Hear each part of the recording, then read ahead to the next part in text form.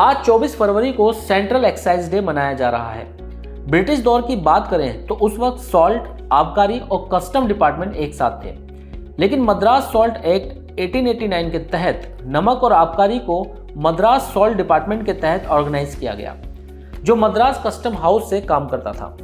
साल 1934 में एक टैरिफ एक्ट लाया गया और यही वो समय था जब सेंट्रल बोर्ड ऑफ रेवेन्यू का गठन किया गया, जब कई चीजें टैक्स के दायरे में आ गईं। शायद आप जानते होंगे कि साल 1924 तक शराब पर एक्साइज ड्यूटी राज्य सरकार के अंडर थी।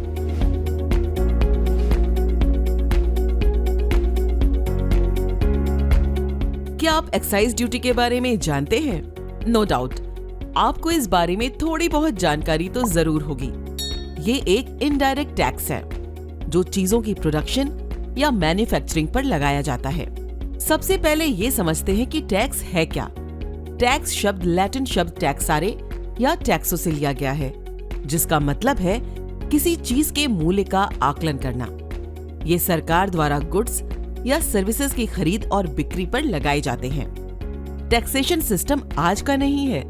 हजारों साल पहले भी लोग कोई न कोई टैक्स पे करते थे। यहाँ तक कि कौटिल्य का अर्थशास्त्र एक प्लान्ड और वेल मैनेज्ड टैक्स सिस्टम के बारे में बताता है। जैसा कि आज हम जानते हैं कि आयकर भारत में पहली बार 1860 में अंग्रेजों द्वारा पेश किया गया था। ये गवर्नमेंट की इनकम का मेन सोर्स है।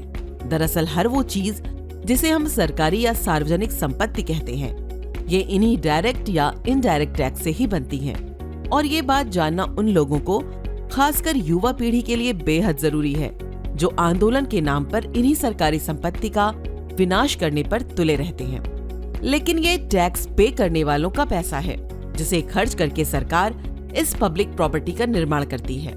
इसे आसान भाषा में समझने के लिए कुछ उदाहरण लेते हैं।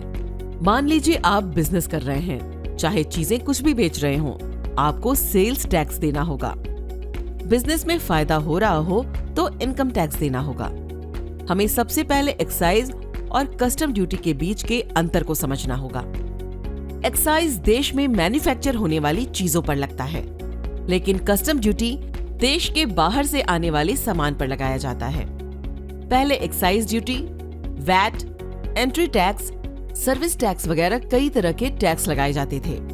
लेकिन वन नेशन वन टैक्स को ध्यान में रखते हुए 1 जुलाई 2017 में एक टैक्स जीएसटी लागू किया गया। हालांकि इससे 17 साल पहले यानी साल 2000 में वाजपेयी सरकार के दौरान जीएसटी पर चर्चा शुरू हो गई थी। शायद आपको पता होगा कि पहली बार फ्रांस ने जीएसटी लागू किया था और अब तक 160 से ज्यादा देशों में goods and services tax system है। जीएसटी लागू होने से पहले 3 प्रकार की एक्साइज ड्यूटी लगती थी, यानी बेसिक, एडिशनल और स्पेशल एक्साइज ड्यूटी। लेकिन जब जीएसटी लागू हुआ तो एक्साइज ड्यूटी को सेंट्रल जीएसटी से रिप्लेस कर दिया गया। आज ज्यादातर चीजों पर लगने वाला कर जीएसटी के तहत आ चुका है, लेकिन क्रूड पेट्रोलियम, डीजल, गैस जैसे सभी पेट्रोलियम प्रोडक्ट और शराब पर एक्साइज ड्यूटी लगती है। शराब को एक्साइज ड्यूटी के तहत इसलिए रखा गया है ताकि इसके हानिकारक प्रभाव को देखते हुए इसकी कंजप्शन को कंट्रोल किया जा सके, जो कि सही भी है। लेकिन पेट्रोलियम प्रोडक्ट्स को जीएसटी के तहत लाया जाना चाहिए। देश की आय का 1/3 हिस्सा एक्साइज टैक्स से ही आता है। अक्सर बहुत से लोग टैक्स चोरी करते हैं। हालांकि इनकम टैक्स एक्ट 1961 के तहत कर चोरी के लिए कारावास और जुर्माने का प्रावधान है। इनकम को छुपाना, आय की जानबूझकर कम जानकारी देना, आईटीआर दाखिल न करना और करों का भुगतान नहीं करना, ये सब टैक्स चोरी के उदाहरण हैं। टैक्स चोरी करना कानूनी तौर पर एक क्राइम की कैटेगरी में आता है और उससे भी ज्यादा नैतिक मूल्यों की अवहेलना भी जरूर है, क्योंकि देश के प्रति हर नागरिक की एक जिम्मेदारी बनती है। द रिवॉल्यूशन देशभक्त हिंदुस्तानी की ओर से सेंट्रल एक्साइज डे पर हम वफादारी से टैक्स पे करने वालों को धन्यवाद देते हैं। आज महंगाई सबसे बड़ी प्रॉब्लम है।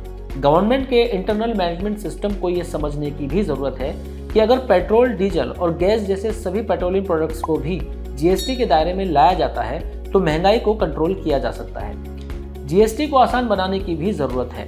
एक आसान टैक्स सिस्टम पूरे देश के लिए सही है।